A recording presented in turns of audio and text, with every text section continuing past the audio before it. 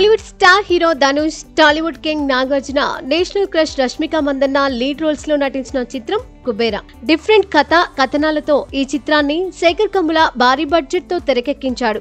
నిజానికి ఈ చిత్రం సమ్మర్ సీజన్ లోనే విడుదల కావాల్సి ఉంది. కానీ కొన్ని అనివార్య కారణాల వల్ల జూన్ 20న ప్రపంచవ్యాప్తంగా విడుదలైంది. కుబేరా రిలీజ్ అయి వారం రోజులు దాటినా రీసెంట్ గా ప్రభాస్, మోహన్ లాల్, మంచు విష్ణు లాంటి స్టార్ కాస్టింగ్ తో వచ్చిన కన్నప్ప చిత్రం ఉన్నా కూడా కుబేరాకు ఏమాత్రం తగ్గలేదు. ఇప్పటికే 100 కోట్లకు పైగా కలెక్షన్స్ సాధించి టాలీవుడ్ కు మరో మెమరబుల్ గిఫ్ట్ ను అందించింది.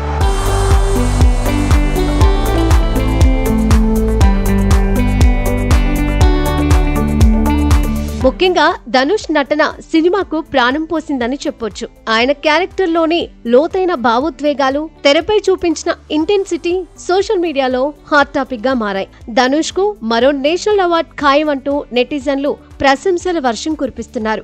Nagarjuna graceful performance, Rashmika emotional depth కూడా సినిమాకు బలం చేకూర్చాయి. శేఖర్ కమ్ముల టేకింగ్ లోని సహజత్వం, ఆయన సినిమాల్లో కనిపించే కథనం ఈ చిత్రాన్ని తెలుగు ప్రేక్షకులకు దగ్గర చేసింది. అయితే కుబేరా కథ 2 భిన్నమైన ఫలితాలను చవిచూసింది. టాలీవుడ్ లో ఈ సినిమా సూపర్ హిట్ గా నిలిచింది. నాగార్జున, రష్మికలతో పాటు Sekhar Kammula cinematic touch Telugu audience కు బాగా కనెక్ట్ అయింది. శేఖర్ కమ్ముల గత చిత్రాలైన ఫిదా, లవ్ స్టోరీ లాంటి సినిమాలు తెలుగు ప్రేక్షకులకు ఆల్రెడీ ఒక బెంచ్ మార్క్ ను సెట్ చేశాయి.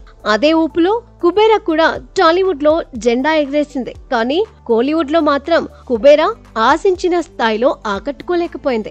ధనుష్ స్టార్ హీరో అయినప్పటికీ కోలీవుడ్ ప్రేక్షకుల అభిరుచికి ఈ సినిమా పూర్తిగా సరిపోలేదని టాక్. శేఖర్ కమ్ముల సినిమాల్లోని emotional drama, slow narration Kollywood audience కు కొంత డిస్కనెక్ట్ అయినట్లు కనిపిస్తోంది.